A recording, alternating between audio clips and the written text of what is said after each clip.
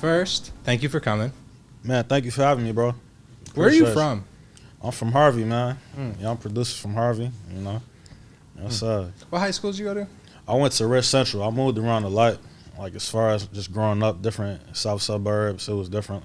Just Country Club Hills, Markham, that whole area, bro. Like from age 4 to literally age like to 12, I was literally moving every single year to a different city, man. But it taught me a lot as far as just learning a lot about myself. You know, it's just like appreciating just my time and just learning and growing. Like appreciating music. It helped me a lot about music too, because I was able to just grow and just learn different things, and then just I grew a lot in that time. You know. Were you mainly around the southwest suburbs? I would say probably around like between Harvey, Matson, around that area. Yeah. Definitely around that. Yeah, I heard you were from over there. Yeah. And I was, because Fem went to like HF, he go up in like Glenwood and shit. Yes. And I was wondering, I was like, damn, did he go to HF too? That's why I ain't go to HF, but definitely, I heard it's a lot of legends from HF, bro. It's crazy. No, and the last 10 or so years is like Rocky Fresh, Queen Key, Femdot, Juice WRLD, Toby Lou, Martin Sky. He was a dope ass producer. People don't give Martin Sky enough credit, bro. He was a good rapper too. Yeah. He was a great rapper. He had that song with Saba that was going stupid. Reach. Like, yes. That shit was crazy. Yes. No lie, bro. Like I think Martin Sky was. He had it, bro. Like he still does, got it. like, He's still amazing. I'm sure. I haven't talked to him in a minute, but I'm sure he's still somewhere producing crazy beats, getting crazy placements. Like he's just successful, but production wise, bro, he was ahead, bro. Like literally the shit he was making in 2014. To be that good of a rapper and just be like, you know what? Like my beats are way better. Like I'm gonna do this. Like, yeah, bro. Like I respected it, but it was almost like a tease. It was like, damn, like your music's so good too. On top of the beats, I wonder what could have. Yeah, that Pearl God is a classic, bro. I ain't gonna lie. I remember the SoundCloud around that time, bro. His SoundCloud was it was crazy. He had a lot. And he was like 16. He was like in high school, like going stupid. Yeah, that's crazy. Yeah, that's crazy, bro. 2014, 2015, definitely influenced by that sound for sure. What high school did you say you went to again? Rich Central. How was your experience there? Man, it was pretty dope, man. I think Rich Central was dope because it just had all type of creatives early on, and we just learned about just creativity early on, like freshman to sophomore year. We wasn't scared to just be ourselves and just step out of the box. And I think Rich Central was dope because they was known for a lot of people who was great at fashion, who knew how to really dress well and who knew how to really put that shit on. Like early on, you had OG Webby. Shout out OG Webby. He went to Central. My homie Mikey Pill, rest in peace. My homie Davo. Like a lot of homies really like was cold with the dressing shit, like the style, just fashion wise. Like I think that was dope. Just a great time to be in. And plus, like high school in the general, those years, bro. Like I went to high school from 2009 to 2013. Like that was such a fun time in life. Yeah. Like we witnessed the mixtape era. Oh yeah. We witnessed the blog era. Like we all type of different eras. Like music was like really changing around that time. It was interesting. I went from 2010 to 2014. Oh, that was Yeah, I wasn't super tapped in on like the blog era shit. Yeah. But like music around that time, like I feel like we got to see a lot of artists in like very pivotal stages of their career. Like, Facts. Like who were like the hottest artists when you were in high school? Man, I would say Drake, of course. Yeah. Drake, Wale, Cole, Kendrick. Yes. Just and right there, like crazy. Just right there is crazy, bro. Like just the fact you a freshman and you experiencing and it's all their music. Early stages too. Yeah. You know what I'm saying? Wiz Khalifa was one of those too. He just dropped Kush and OJ, Rolling Papers, shit like that. Cabin Fever, bro. Like these were times, bro. Mac Miller was around that same time. He was going crazy. Big Sean, like literally early Big Sean was crazy. Like Dirk and Herb. Oh, that was different, bro. Like 2012 when that hit. Yeah. Wasn't nobody walking in the hallway without reciting one of them words, bro. Like, I remember when Love Sosa came out. The first 3 hours Love Sosa came out, everybody knew the words to that song. Yeah. Bro. It was crazy. Yeah, that was a special time, bro. Like just seeing people be influenced year by year by year off of what was hot at the time. You know, like you seen people who would go from wearing a whiz patch to getting dressed and that shit. It was crazy. The whiz patch. That was a whole thing. Bro. The blonde patch. Yeah. There was a basketball player that did that too around that same time. Dennis Schroeder, I think. I think so. Yeah, he had it on for way longer. Yeah, too. for a minute. Yeah, that was his bag. Who are some of like your musical influences growing up? Got to be Kanye, Just Blaze, Pharrell, Timbaland, of course. Let me see. the Neptunes, of course, just early on. Like I think those producers right there really helped shape my sound as far as just not being scared to step out of the box. I remember I was like 12 at the time, and Pharrell had dropped In My Mind. Yeah. And I remember just collecting the booklet. Like, man, like this is just so dope. The fact that Pharrell is known as a producer, but he's able to rap and just be himself in his raps. You know, I feel like that just motivated me to just really create my own sound and just not be fearless, you know? Yeah. With and just then creating. When was that? When did you first start creating beats? I started working on beats late 2010, early 2011. So it had to be like sophomore year going into junior year. I was just, at the time, bro, I was watching a lot of Lex Luger clips at the time, bro, because like Lex Luger, man, I heard that name in a minute. Man, his influence is crazy, bro. Yeah. Like just as far as just that whole entire era, like everybody he was working with, it shaped what music is today in a sense, you know. Like just people forget about that era too, bro. That was a really dope era. And then you had like Hit Boy and Wonder Girl and just Chop, all type of different producers, bro. Like that really paid the way. C-Sick, L, all type of legendary producers. C-Sick, man, legend, bro. Like, C-Sick don't get enough credit. No, man. He really doesn't. I want to do one of these with him soon. Like definitely. Some of my favorite songs of like my teenage years had that C-Sick tag on it. Yes. It's different, bro. C-Sick. I think what was so dope about C-Sick too is he know how to balance the sound, the soulful between the hard shit too. That's what stands out with C-Sick, and he gave me a lot of guidance, you know, as far as just pacing myself and my sound. Like he's really he's dope, man. You know him well? Yeah, C-Sick is dope, man. I don't know if I ever met him. Nah, maybe in passing or something. You should put us in contact though. I'd love to. Oh, definitely, bro. Yeah. Bro, I remember my older brother works in music. His name's Eric. I don't know if you guys have ever came in contact. He's a little older than us, but he would burn me CDs. Oh shit! In like 2010, and he would burn me like some of the earliest Joey Perp songs. Wow! And they were all C-Sick production. I remember like wondering, yo, who is this guy? Like these beats are crazy. C-Sick and Thelonious, bro. Like those two right there, bro. The influence is crazy. I have a Thelonious vinyl in here somewhere. Thelonious is a legend, man. A legend, bro. Oh my god! I interviewed Topaz Jones not that long ago. Yeah, and bro. D-Lo was here with him. I was telling him, I was like, bro, like, you don't know how big of a fan I am of you. Like, you have produced some hits. Like, some of my favorite songs from high school and obviously even beyond. But, like, you know, he's such a great producer. He brings out the best in artists. Like, and he's just a cool-ass dude. Like, that's a fact. That's a fact. Like, he's not just like, oh, I'm going to produce, like, for these artists and, like, help them out. Like, he's throwing looks there, but he's also, like, bringing a lot of young, like, upcoming Chicago artists, like, through his crib and cooking them dinner. And just, bro. Like, it's like a new level of, like, you're really looking out, you're really, like, mentoring for these people. He's like a big brother, man, for real. I remember just being in the studio with him over the summer. Like, we was having a bunch of Save Money sessions, and he was like, yo, just, you know what I'm saying, I'm just showing you the ropes, you know, as far as just production and everything, just playing your beats in front of everybody. It was dope just to see that, man, be in that room, creating them great songs, bro, for real. Can you tell me about Jahari Jones? Oh, man, that's crazy. That's my brother, man. That's who I started with, like literally, like freshman year. Like we literally started working and making music. That was one of the first artists that really pushed me to just keep it going, bro. Like literally, like we was actually, this was the first artist that I went to the cyphers at the cyphers, bro. Like this is crazy. Like this was 2015, bro. I remember this day like it was yesterday, bro. It was me, Jahari, and my boy Davo. He was like, bro, you got to go to this cypher, man. And then he went and he was able to make the cover, the main cover of the first cypher. Like, well, one of the first cyphers, but I think it was the second one. Yeah, bro. It was kind of gloomy that day. It was over by the water. It was about to rain. Yeah. Yes, bro. Yeah, it rained right when we finished. Bro, yeah, that's crazy. That was a funny ass day. It was.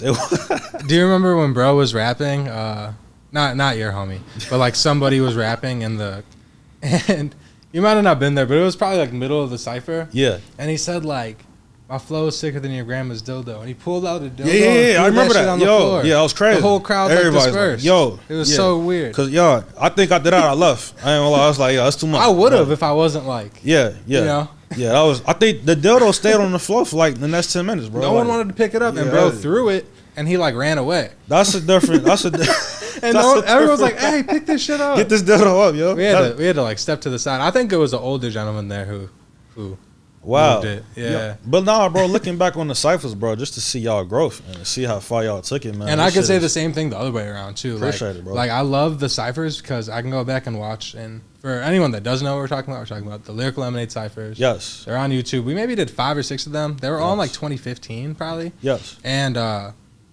Yeah, like I'll look back at them and I'll see like Crowley Payne, I'll see Usar, Yes, I'll see Mother Nature, I'll see people like that we kind of came up with. Yeah, and it's cool to like look back and see like, oh, this is my homie, but we weren't homies at the time, but he was there in the same spot as me 7 years ago. And look what grew. Like literally, relationships grew from after the cypher. People would be like, "Yo, what's up? What's your information?" Like, exactly. I remember like literally talking to a few artists like, "Yo, we can get a contact," and then just creating a legacy. Literally, bro. Also, that just reminds me of how quick time goes by, bro. Like time flies. It was 2022 now. Like that was all 2015. Crazy. We might have did one in two 2016. in 2016, but like it was the start of 2016 if we did. Yeah, bro. Now those are fun. Those are fun events. Like brought people out. They were always very productive. Yes. Yeah, man. Those were cool. I wish we could still do them. Because we had to stop in like 2016 because it got to the point where like you're recording for like 2 hours, the camera's dying, you know? Yeah. It's like, yeah. It's just like, man, it's a lot of artists, man. It's a lot of artists, man. I've flirted with the idea with the guys of like, I want to do those again, but selective. You know what I'm saying? Yeah, that'd be like, fine. you know, let's pick a dozen artists and have them do that. Maybe one day. Would you have it like outside or in the studio? Probably not even like in a studio per se, and probably not outside, but maybe like inside, but in like a room type shit. That'd be where fun. Like they could all kind of stand and be like amongst. The most cyphers the better, bro. We need that, and y'all got the quality to really bring it together. So yeah, man, I'm with it, bro. Any production you need, like I'm with it, man. We'll talk about it whenever we do. It's something I've thrown out there and I've gotten like some interest on, but we'll see. Yes. I noticed that you love Drink Champs interviews. Yeah. Wow. I also love Drink Champs interviews. Yeah. What's your favorite one? My favorite Drink Champs interview, it gotta be between the one with DMX or the one with Cameron. Maybe the one with Cam. Okay. X is good. The X one I remember vividly. The Cam one I know I watched, but I don't remember too vividly. What was so funny about the Cam one, he stayed sober throughout the whole interview. And it's like that's hard to do with Nori. Facts, because Nori definitely gonna push you to drink. Every other sentence is let's have a drink. Yeah, exactly. And what was so funny about it? Like he knew he was gonna bring up Jay-Z, and as soon as he brought up Jay-Z, he started promoting his own products. That was funny. So like you saw the Kanye one? Yes. You saw the Big Sean one? Yes. I did not like how Kanye did Big Sean, bro. Yeah, it was crazy, man. Crazy. Like, yeah, man. And when he did it, like when I watched the Kanye one because it came out 2 weeks before. Yeah. I was like, this is kind of funny. Like I like thought he was messing around, but he was kind of being serious. Yeah. And when I watched the Big Sean one and I saw Big Sean's response to it, it made me respect him a lot more. I'm like, oh yeah, definitely. I'm listening. And he's like, you know, I'm the money maker on good music. I'm in a shit contract, but I agreed to it because it was a good look at the start of my career. Yada yada yada. Yeah. And he said, he's like, anywhere in the world, Kanye said, yo, I need you here, I need you there. I'm there within 24 hours. Made time. Yep. But he goes on Drink Champs and he shits on me, but he's up in Drake, who just like terrorized his life for like 3 years. You know? That's crazy. Anyways, man, bro, like when it comes to Kanye and Big Sean, they created so many great songs, man. I hope they patched that up. You know what I'm saying? Because like, I think they did. They were just in the studio a couple days ago. Definitely, bro. But we need more collabs between them because Big Sean, he did put a lot of numbers up for good music. Oh yeah, easy. For sure. Can you explain what's going on in these tweets? These tweets. Let me see what's going on. Yeah, go start with that one. Oh shit. Okay, boom. This is 2014. No beard Haze. Haze didn't have no beard. It's crazy. Wow. I'm at a beach. This was like, okay, the 10s came out. Literally just came out around that time. This was like one of the days where it just got warm outside. You remember camo jeans? Yeah. That was still hot at the time. People were still wearing those. It's crazy. But yeah, I just left the beach. I didn't want to get my shoes dirty. That's why they was on my hand. And yeah, and I don't know what is wrong with the sunglasses. What is going on with these sunglasses? That's crazy. All right, go one more. Yeah, that's why. Can you read this out loud? That awkward moment when you. Oh yeah, see the date. What a camera? What a right camera? What's the right one? This one or this one? This one. Okay, boom. This is 2010. This was probably 15, 16 years old. I wouldn't recommend talking like this. That awkward moment when, quote Gold Haze, whoever that guy is, when you get caught fucking and you about to bust. Was that a real life experience or? The awkward moment when you get caught fucking. Oh yeah, definitely. Yeah, that's real life. That's real life. All right, one more. All right, let's talk about this double XL cover. Because you said it was the worst in history. Let me see that. Can you make it bigger if possible? Make it bigger for me. Is that it? This is 2012. 2012. So on this list we got Rick Ross. Oh yeah, Ross definitely. Wait, is Rick Ross really? Ross is on there? No, he's not. No, he's not. Scroll down. Roscoe Dash. Okay, yeah, there we go. Not Rick Ross. Not Rick Ross. Future Kid Inc., Danny Brown, French Montana, Roscoe Dash, Iggy Azalea, Hobson, Machine Gun Kelly. What was those last two? Macklemore and Macklemore. See, John no, Tripp. wait. The fact that it's taking you that long to name those names, boom. I'm trying to read them too. That, That's the crazy yeah, part. You see, with artists, we should be able to look at them and know their names. Yeah. You know, but like Future is a legend. That's it. One more. Make it bigger. Mari definitely been looking the same. How old is Mari? I don't know. See, bro. See, that's like conspiracy theory right there. That's facts. Like, how old? He's been on TV for like It's not our whole life. our whole life, Yeah. and then some. Yeah. Like, our grandparents probably been like 20, like by the time he was on TV. Like, so yeah, he been looking the same age, literally. Yeah. All right, last one. Make it bigger. What's going on here? Oh yeah, it got wild that night. Let's get wild that night. Yo, I need to delete my tweets. That's crazy. You got to go through that. I got to go through them. That's wild. How you find them shits? That took me maybe 10 minutes. Like, that's what I'm saying. I just hit you up to do this interview 36 hours like ago. a month to if like I would have had a week, research. if I would have had a week or so, but next time around. Definitely. Yeah, that's crazy. That's some wild shit going on. Yeah. Anyways, back to the music. Yes, sir. How did you get in contact with Pooh Shiesty?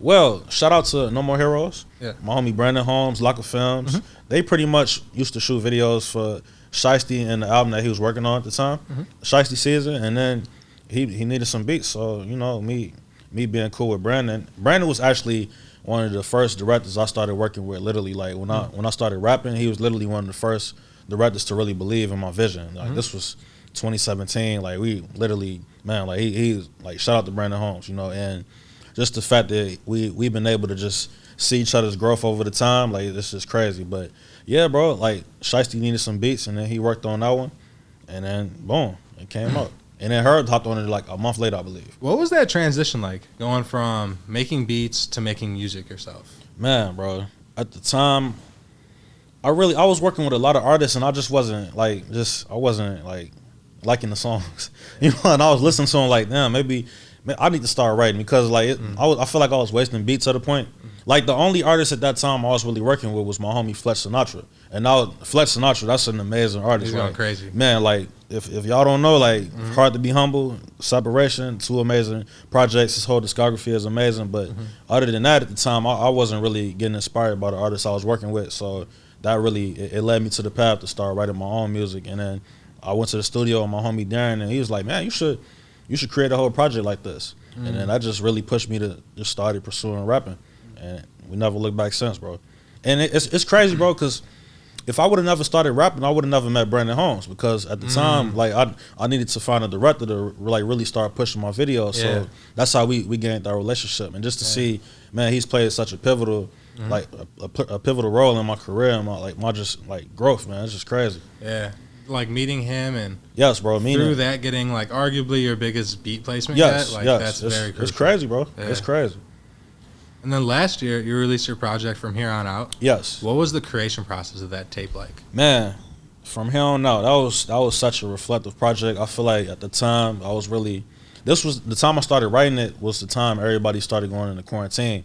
Like, so when the world started shifting, you could either learn more about yourself or you can fall into a deep depression. And I just chose to really just learn more about myself. I started reading a lot more and just appreciating the people around me a lot more, just appreciating the present moment and just appreciating timing, you know. And I feel like with those songs, I learned a lot about myself, and I learned a lot about just the process and how important it is to grow, and how important it is to grow with the people around you, how important it is to just keep a team around you. Like, I got the family, Rich Vision, we got Plug, we got my homie Darren, my homie Jordan, like Lena Benz, Camo, Jay Noir, like the whole entire team, bro. We was really just building and just really trying to figure it out, you know. And I feel like From Here On Out was pivotal for me to just really grow and learn myself. So it was dope, bro. Like, everybody that was a part of the project, man, shout out to everybody that was a part of the project. We approaching a year in February 12th. Yeah. February 12th, we were approaching a year. Shout out to Perp, he was on Scenic Route with me. Shout out to my homie Flex, he was on Miami Cuban, my homie P Soul. Like, man, just so many great artists. Shout out my homie Goody too, man. Goody is a great artist out here, killing it. So yeah, bro, it was fun putting it together. I think what was so dope too, we was able to do a booklet for it. We actually put a booklet together, and we had like all of the artists that was a part of it in each page of the booklet. So yeah, bro, it's dope to look back on, and it just showed me how far we could take it. Definitely, bro. You know Usar? Oh, come on now. Okay, that's my brother, I'm just making sure. Oh yeah. So definitely. like, you've been in sessions with him, you've been around him enough. Oh yeah, definitely. So like, between me and you, right? Yes. Any like late night sessions, or just like, you know, maybe leaving a show late at night? You ever seen him like go sneak a roast beef from Arby's? Hey man, this is very confidential information. You gotta ask Usar about that one. I did. He just denies. Hey. If my name been in it and I ain't in it, I plead the fifth on that one. Arby's. That's smart. Hey man, I'm just here to spread the information. I was hoping you were gonna expose him. Nah, come on. I was gonna use it as a clip. You see, that would have been a 30-second highlight clip, and then my homie would have been looking at me like, "Yo, you spreading the information on here?" Like, see, nah, we can't. What if we do this? Talk to me. We'll keep that in the interview. This is cutting right, you know. Okay. What if we do a fuck around clip? Yeah. Where you say yes, and we send it separately as a text to Usar. Let's do that. All right, bet. Let's do that. You can do that. You know Usar? Of course, yes. That's my brother. Yeah. You've been around him like a decent amount? Of course, yeah. Okay.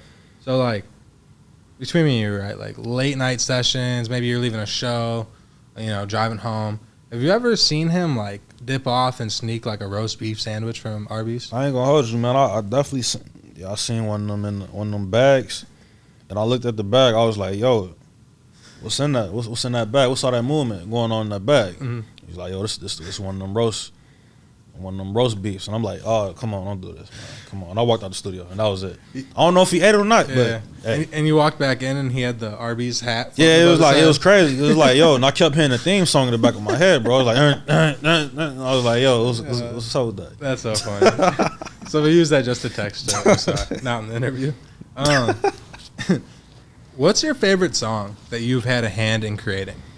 Man, that's a great question, bro. I would say Flex Sinatra, Fear of God from Separation. Check that out, bro. Like, if no one heard it yet, check that shit out, man. Like, that whole project, bro, I'm just extremely proud of just sonic-wise and just lyrical-wise, the whole entire message of, like, the point he got across is just as far as just, when we was doing the project, he was like, I didn't want to make no more destructive music, you know, because nowadays it's just so many different artists just, you know, just rapping about a bunch of violence and negativity. You know, we need more uplifting and positivity. You know, you don't have to be you don't have to Nickelodeon it, but you know what I'm saying? But like, just the fact that he was able to get his message across the best way possible and make it sound so good, man, that shit was just crazy, bro. So yeah, that's definitely one of the most proud projects that I'm extremely proud to be a part of.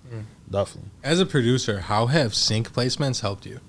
A lot, man. As far as just getting out there and meeting new people, relationships, I feel like it put me in a different light too. You know, like as far as just not limiting my beats or putting the ceiling on my beats, because me working with Reebok or Nike or Adidas and different companies in Germany, it just really showed me to these other companies that it is possible for me to work with these brands. You know, like the fact that you don't have to force your sound to make it sound like these other companies to get accepted. You could be yourself and still work with these companies.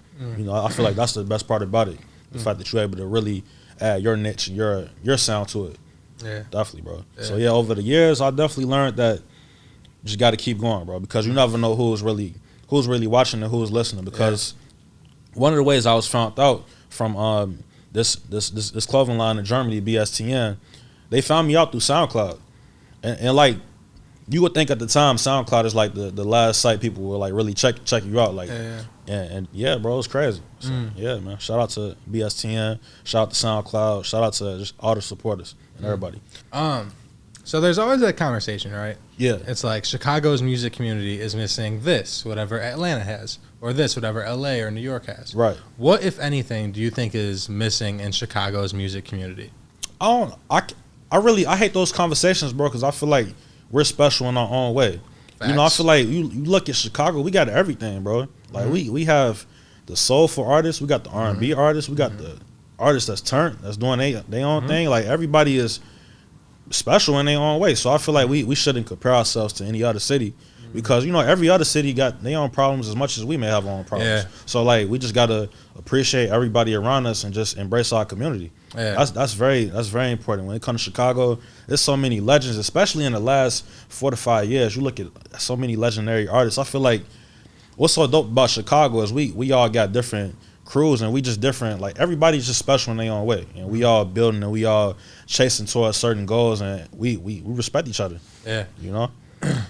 If there's one thing Chicago's music community does not lack, it's talent. Like, it's talent, bro. There's so many unbelievable artists, producers, creatives here. The only thing I'd say is just like the infrastructure, because the music industry infrastructure has never really existed in Chicago. Yeah, and I feel like if there was more A&Rs popping in, if there was more, like, there's a few indie labels that do good stuff, but like if there was more like label presence here, like I feel like it could help take like all the talent that's here and like uplift it, rather than like, every Chicago artist gets to that point, they get this big, and then they move to LA. Yeah, which I get, like, it's beautiful there, like I understand, like it's fucking January in Chicago right now. That's a fact. We were just talking about how cold it is. It was just lit. Yeah, I feel like if there was more infrastructure around the talent, it could be something like really, really special. Man, definitely, bro, definitely. And when you look at music, it's really worldwide now. It's all through the phone. Everybody looking at their phone, and they don't know where nobody's from really. When you first listen to an artist, because a New York artist may sound like a Chicago artist. Like it's the sound, the influence is everywhere now. And I feel like artists got to use that to their advantage, because the fact that we are able to look at our phones and be influenced by what's going on, you can just stay consistent as possible with your content, and just as long as you keep flooding and it's quality, somebody gonna pick up and reach. And it don't matter where they at. They could be in LA, they could be in Chicago, Atlanta, New York. It's gonna follow you. You got to really you don't have to limit yourself, and you don't have to limit your community to one city or one base. Who are some artists that you want to work with in the future? J. Cole, Kendrick, Drake, Rihanna, Bryson Tiller, Jasmine Sullivan. Man, I'm gonna keep going. I'm gonna name a bunch of artists. I'm gonna name Jay-Z. Let's do it. A bunch of artists, man. Like, shit, man. Everybody, bro. Like, just if you doing dope shit, let's lock in. Let's make some great shit. I feel like it's no limit to where we could take it. Like, just all types of artists. Like, lately I just been getting outside my comfort zone, creating pop beats. A lot of drums. Just really appreciating drum patterns, different drum patterns, not being so focused on one drum pattern. You know how it go. But like, just learning different things, bro. I'm with whoever can get me out of my comfort zone, and I'm with whoever I can push out of their comfort zone and create. Let's just create as much as possible. I feel like when it comes to producers, I would love to work with Knowledge. Man, I'd love to get some more joints in with Thelonious. I would love to work with Ninth Wonder. I would love to work with it. Man, a lot of legendary producers, bro. Like Soundwave, TD, like, man. Just a lot of legendary producers, bro. And then the last question I have for you is, where do you see yourself in 5 years? In 5 years, I'm going to be writing movies, working on movies, TV shows. We're going to be up at least 500 million. But, like, it's going to be dope, because we're going to have different ways where everybody can just make it happen and just support the people around them. I feel like we just can create a bunch of different communities full of people. Like, if it's just stuff for the kids, if it's stuff for just everybody, I feel like we in a great position to just make it happen, just make great things happen. And I feel like we don't have to limit ourselves to just music. Like it's other bigger things. It's film. It's putting music in sports. It's all types of ideas. Like I see a lot of great things in the future, man. I just see worldwide success, worldwide acclaim. When I listen to Soul Legend, I just see like. I get inspired, because I know that it's just so much different music out here to get inspired by, and it's just like it's worldwide. Like, people can tour for this. I want to start touring just off of the music. I want to pursue DJing, like just different things. Like you never know, man, and that's what the next 5 years can hold. But we're gonna continue to put the most in each day. We're gonna continue to make every day count. We're gonna continue to just stay focused and just embrace everyone around us. That's what's most important, man. Like, the future is brighter than ever for the city right now. You look at all the artists out here. You got Flex Sinatra, Asar, Film Died, like OG Steve-O. Like, the city is going crazy right now, bro. Like, Blessing, like, man, it's different right now, bro. You just got to keep it going. Like, shout out to Jazz too. Like, she killing it. Lajay, like a lot of legends, up and coming legends in the city, man. We just got to keep it going. Just got to, man, make the most out of the moment and be present in the moment as possible. That's very important, man. And I feel like, man, it's crazy, bro. Like 5 years ago, if you would have asked me this question, me too, I probably would have said gold plate. Like that's it, you know. But it's like it's so much more to life than that, you know. It's so much more to life to conquer, and it's like when you on a mission, you never know what you're really chasing, bro. Like, but you just got to make the most out of the day. You know, you got to focus on what's in front of you and the people that's in front of you. You know, like that's what's so fun about life. You know, like just, man, being as present in the moment as possible. Just owning up to your creativity, just embracing your creativity as much as possible. I started these beat videos in 2020. Yeah. And it's like when I started doing that, I didn't know that it'd take me to certain places that it did. You know, so man, blessings on blessings. Like you never know where you can go. Just stay focused and just write vision board, write ideas down on vision boards. I feel like vision boards are extremely important. Every top of the year, I write at least 20 ideas down, the things that I want to conquer, and in my notes, I write each step that can possibly get me there. And it's like you never know, you working and you may land in that position. You know, it's just all about having that faith. You know, put the most faith as possible in each day.